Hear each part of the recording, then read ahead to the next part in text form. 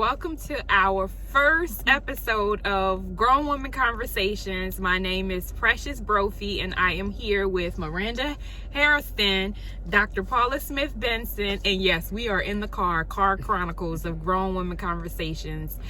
Before we get started, I wanted to at least give these ladies a chance to tell us what they do for a living, just so you know how credible the conversation can be. We'll start with Miranda. Hi everyone, Miranda Harrison. I work as a vocational rehabilitation counselor and also as a licensed mental health therapist. All right. Hello everyone, I'm Dr. Paula and I am a psychosocial rehabilitation and recovery professional, and I also work as a life coach and a trauma recovery coach. All right, and I am Precious Brophy. I am a certified rehabilitation counselor. I also am a counselor educator for counseling students. So just so you can get some information about us. Today, the conversation is women in the workplace, friendships. Are they real? Should we do it? No new friends. Do we stay to that no new friends concept in the workplace? Trusting women in the workplace. So what you ladies think? What's your perspective on that? No new friends. How we feel about that?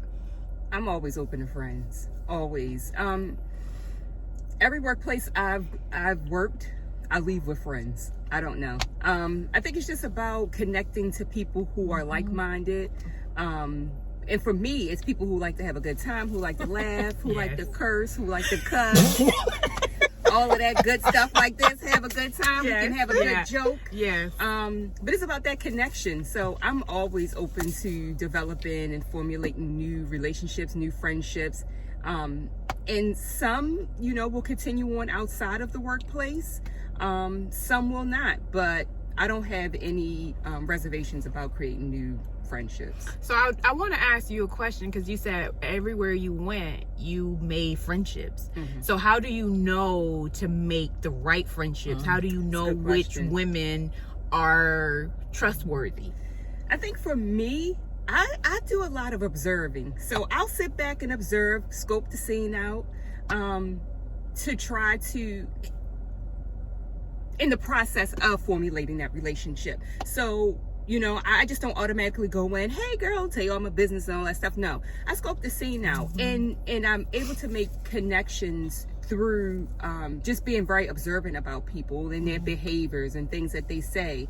But I have the type of personality, a lot of people, they look at me, they think I'm so mean, I'm so evil because of my, my facial expressions and things like that. And I'm really not. So I just sit back, observe just to see what's going on.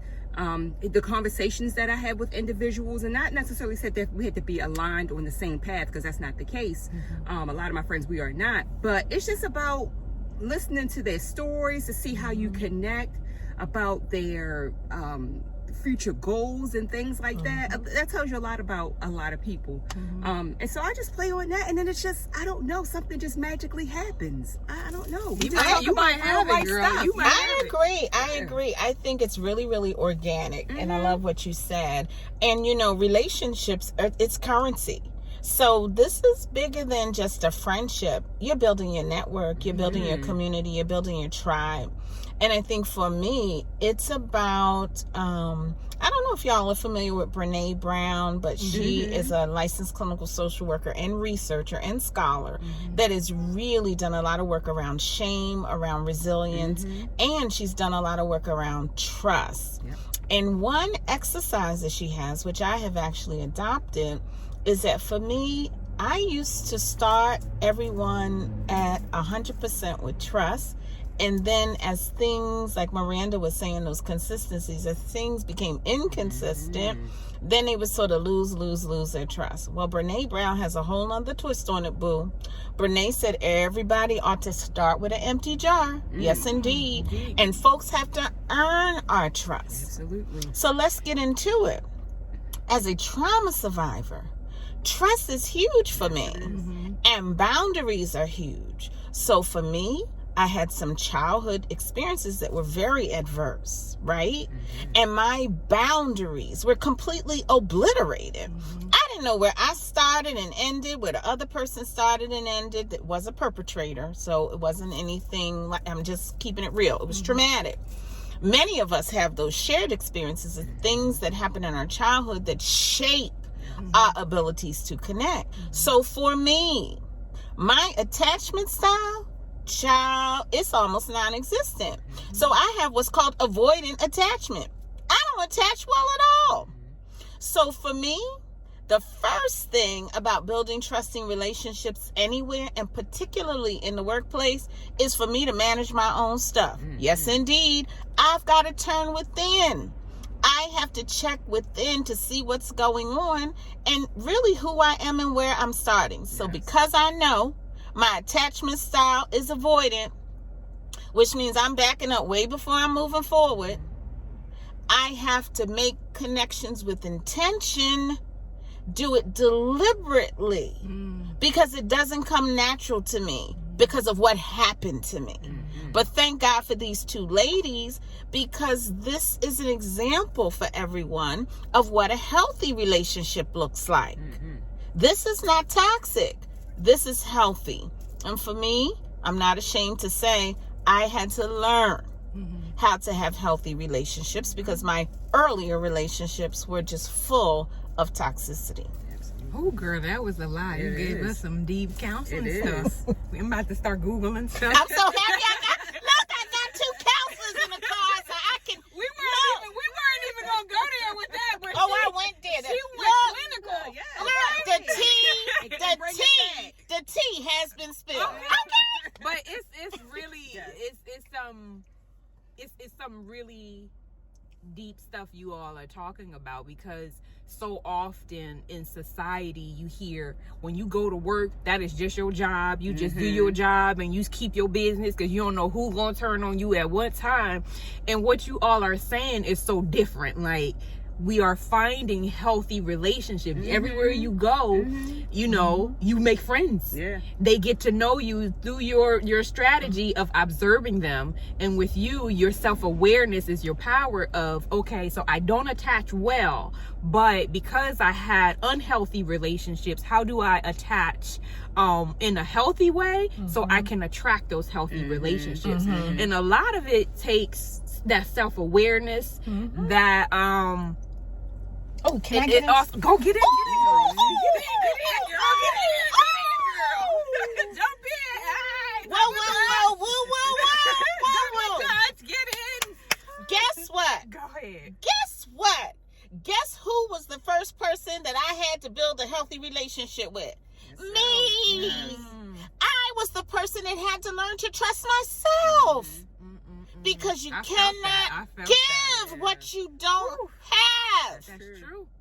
And many of us don't trust our own decision making. We don't trust ourselves. We don't believe in ourselves. We don't hold ourselves in high esteem or high regard. And a lot of these labels and things that people said to us on the playground, in the lunchroom, and all that stuff that happened during childhood. Look, boo, those labels will stick if you let them. But we have to, with intention, decide, how am I going to show up? So I did not know myself. My relationship with myself was not healthy. I didn't love myself. That's how all those jokers got in. Because I was attracting myself into my life. But I say thank you. Because they came in as a mirror. So they showed me who I am. Who I was. And then that gave me the motivation to say, you know what? I can get a new thought. I can do this different.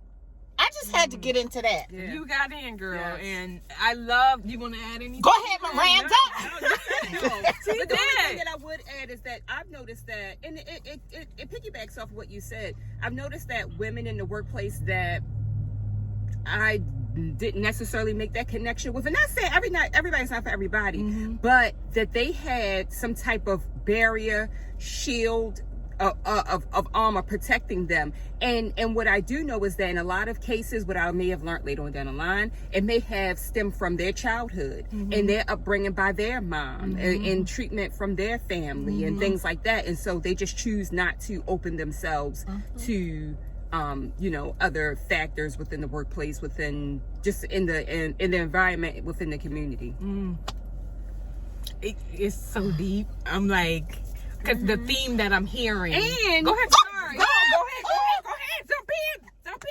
I think that another thing about the concept of women, just going to work and not opening yourself is competition. It really is. And I say that because some women, may feel threatened by others, and it's not there is healthy competition, but I think that, some women are just so competitive that they may not want to associate themselves with women who may have more than them, who may be in a better status than them. I don't know, but that's also what I've learned as well.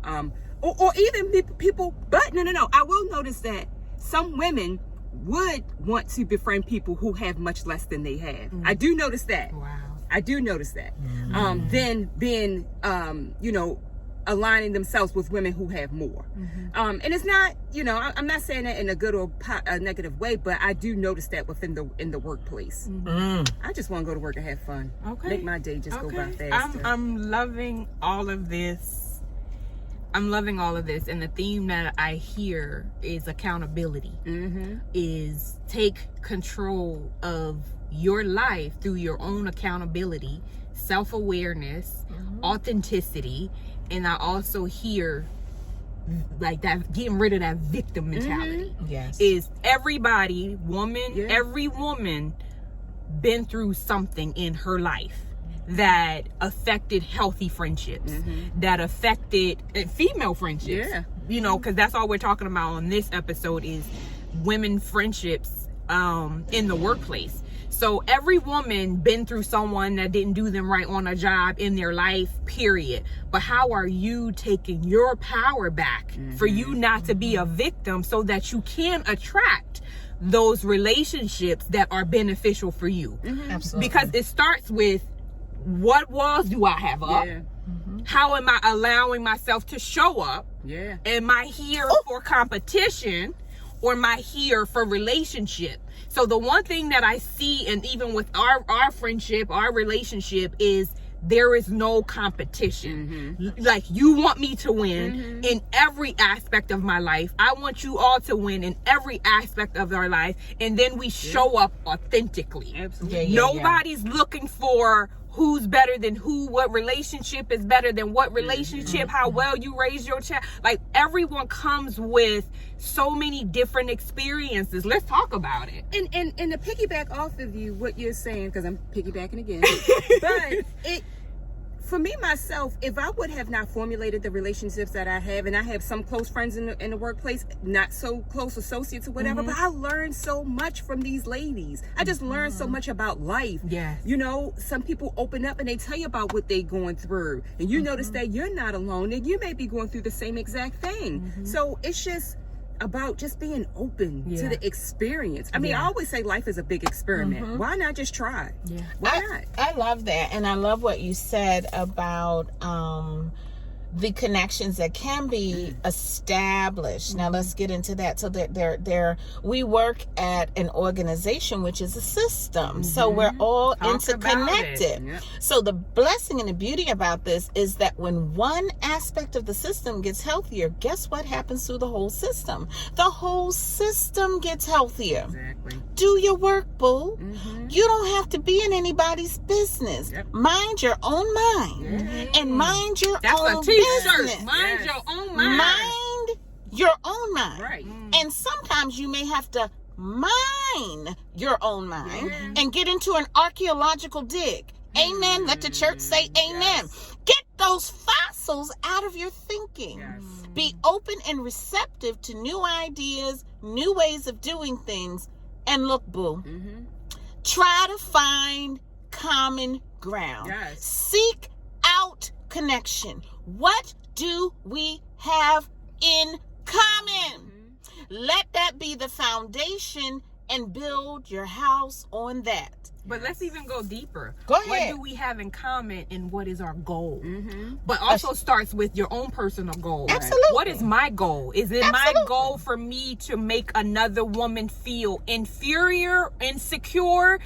Because then I will focus on that to make sure that I'm always winning. Right. By making sure that I'm one up in her in the workplace, that I'm making sure she looks bad. I'm making sure I highlight my accomplishments. I highlight my career. I highlight myself. So what is your goal for healthy relationship in the workplace? And two, what is the goal of the women around you? So what are we focusing on? So that's the thing is, but everything, this conversation, everything goes back to self. It goes back to self. Like I'm hearing, we can block the healthy relationships if we don't deal with the unhealthy relationships that we had with other females in our lives. It may be in our mother, it may be in our aunties, it may be with our sisters, it may be somewhere, somehow within ourselves, it may be on the playground, it may be childhood, but you are taking all of that self-hatred on other women because of experiences that happened. We've all had bad experiences with other women. But the one thing that I hear is we're not allowing that to stop us from the healthy relationships that could come out of it, especially in the workplace. Absolutely not. Especially in the workplace. So it's normalizing that, yes, there are some jobs that you can get harmed, in the workplace with other female women. That's, female or women. But it's like, also look at what Miranda's strategy was. Observe. Observe. Look for the patterns. And then also Dr. Paula Smith is what's going on with me. What's showing up for me. And for me is being authentic. Is showing up as myself. I am not looking to be no one else but me. And that is, I can be messy. I can be professional. I am going to show up as Precious. I don't care how anybody feels. Because my model for me is, what anybody thinks of me is none of my business. And I think that plays into judgment as well. Absolutely. A lot of people prejudge people. And I can't say that I never have, but they I definitely have. take the time to try to get to know someone. No. And a perfect example, I worked in healthcare years ago, and this is my best girlfriend, Carl. She's a sister to me. And she said when you came in, she was like, oh God, here's another black. Because everybody there was white. Here's another black one. She gonna be so loud. She is loud.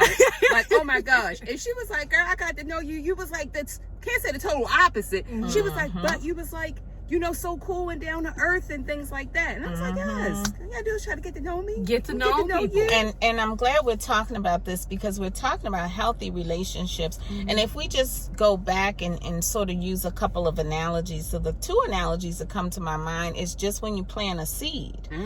It is a process. That growth, that transformation is a process. So boo, if anything is coming on real fast ain't good. All this fast talking and slick talking and trying to get connected and everything real fast, back up, boo, because it's not healthy. Let me tell you something. Anything that's healthy takes time. It does. Y'all ready for it? But an infection will swell on you real quick. Spread. That's that nurse practitioner. An infection will swell up on you real quick, full of pus. That could take over your whole being.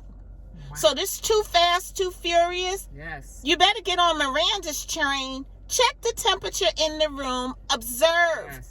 Look for consistency. Look for patterns. Look for behaviors that align with your own core beliefs. Boo, if they want to start stealing and boosting clothes and stuff, child, no. Get away from them. If that does not line up with your core beliefs, bye-bye. But as you're talking, I gotta get play into this. As you're talking, some people can fake the funk. They sure can. So how do we deal with the people who You're talking about gaslighting, manipulation? How do we deal with the people who can fake the funk, pretend to have the same core values as you, pretend to also be authentic and showing up? So how do we deal with that? in order to make sure that we are assessing and observing for the healthy relationships? That's a good one. So, I got some thoughts on it. well, Go ahead, Miranda. for me, again, I'm observing and I'm looking at those behaviors. I'm looking at what you're saying and things like that. And I have this really good, I'm gonna say it's a gift, because I can spot somebody that's just like, I'm not gonna vibe with them. I can spot that there's something that's not right there. And I'm not gonna say I don't formulate, they become associates, because I don't formulate a relationship, but I speak to them or deal with them as an as-needed basis. But I allow them to prove me wrong, and most of the time they don't. And so then it's like, okay, this is not going to be a friendship type of relationship. We're associates, you know, in the workplace, you know, it's a high about how everything's going through that right now at work. But I just don't try to get too close. I really don't. I like what you're saying. Let's, like, healthy relationships with females in the workplace, especially Black women, are possible, but you have to categorize people. Absolutely. Associates. Yeah, you just She's just an associate. She could just be a reference check for you. Exactly. Somebody that you could use for a reference. Exactly. So categorize these people so that you don't make everybybody your friend. So it takes or your enemy. Or your enemy. Yes. That's Because very true. let me just add, Precious, everybody, Dr. Brophy, everybody is a resource. We have to begin to see each and every individual as a resource, because even an experience that is seemingly bad, see, I don't believe in bad experiences. I don't believe in any mistakes, because every experience that I've had, I've grown, I've developed, and I've learned something. So there's no bad situations. So if you see everybody as a resource, then you can learn and you can grow. But I have to chime in. Chime in. Because now the thing is, how do we stay away from that user mentality? Because you don't want to see everybody as a resource to the point where you're using them. Okay. No. I don't mean a resource like that. I mean a resource for our own, to like learn from personal development. Okay. Not a resource for. Wait a minute. We're not doing user mentality. Babe, we're not using nobody. We're not even talking about any material things. Okay. We're not talking about money. We're not talking about any of that. I'm talking about what's going to help me to grow. Right. What's going to help me to cultivate things. And back to what Miranda and Precious is saying, my belief is this: as a man thinks in his heart, so is he. So if wickedness, if that's what you perceive, is showing up, boo, it's a matter of the heart. And it's not a matter of their heart, it's a matter of your heart. I believe that we call all of these things into our experiences for our highest and best good. So whatever we've been through, it's a resource to be a stepping stone to get us closer to our purpose, closer to our destiny, closer to the purpose of why we even exist. Why are we still here? Why are we not dead? That's the question. Why are you not embalmed? Why are you not cremated? Why is somebody not writing your obituary? Let's get into that. You know why? Because you haven't fulfilled your purpose. You haven't fulfilled your destiny. And you have something to contribute to this world to make it a better place. And it may start with your coworkers. They may be the very resource that you need in your life to go to the next level.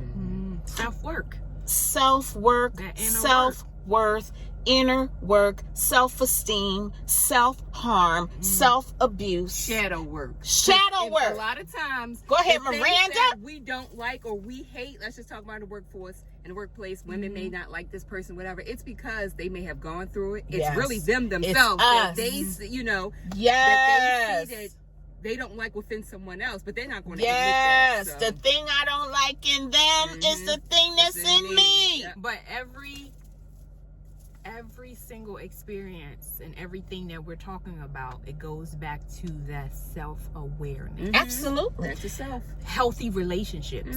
How aware am I of myself, of my maladaptive behaviors that are also keeping me from healthy relationships.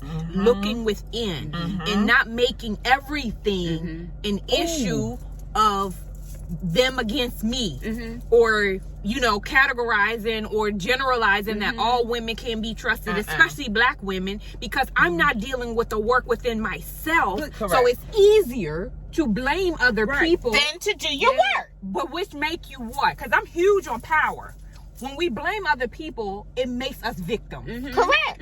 If we're victim, you're not walking in your power. Absolutely. So at the end of the day, it's easier. Which type of person do you want to be? Do you want to walk around as a victim? Is that going to make you feel better? Or do you want to walk around actually being awakened to the fact that, it's me. I need to work on this. Yes. This was what happened in my childhood. Right. This what happened with my mom. This what happened with my friends. This what like, at what point in your life are you willing to look at yourself so there you can see that resource, to see the opportunity that yes, there are unhealthy women in the workplace. However, there are also healthy women in the workplace. So the two can exist, but it takes work. But I also think that another thing that's missing is empathy. Empathy and compassion for others is missing. And so when you don't have that, I mean, that's why a lot of women just are not going to relate to others, because they can't see themselves in someone else's shoes. They may have never been there. So they don't have that within them to give to anyone else. It was really selfish, really. Self-centered. Wow, you bring up Miranda, you have gotten into it. I'm trying to. That's some deep stuff. You have gotten into it, and I'm back to, me, I'm sticking to self. To self. If you don't have self-empathy, self-compassion, if you haven't forgiven yourself for the things that you felt that you fall short. Self-centeredness too. Self is you said self. So if you don't have self-compassion, self-empathy, and you're self-centered, self-seeking, you will never be able to see what another woman is going through. Never. Or you will never be able to see that you are the problem. That, again, it doesn't mean you are the problem to not do anything, but it's your power to do something about attracting the right relationship. Correct. Listen, honey, I am the walking poster board for unhealthy relationship, abusive relationship, childhood trauma, everything that you could think happened in my life, honey. However, I take my power back by saying, what can I do about it? Instead of, woe, it's me, I don't have any friends. Or, woe, it's me, that I can't trust anybody in the workplace. Because we can't just continue to live in the problem. Go ahead, go ahead. Unless they want to. And that's when you're miserable, you're unhappy. Like, what's the solution? But let me tell you something. That misery and unhappiness and staying in the problem, babe, it's meeting a need for them. Yes. It's meeting a need for. They're comfortable. That's why they don't come out. Because they're benefiting.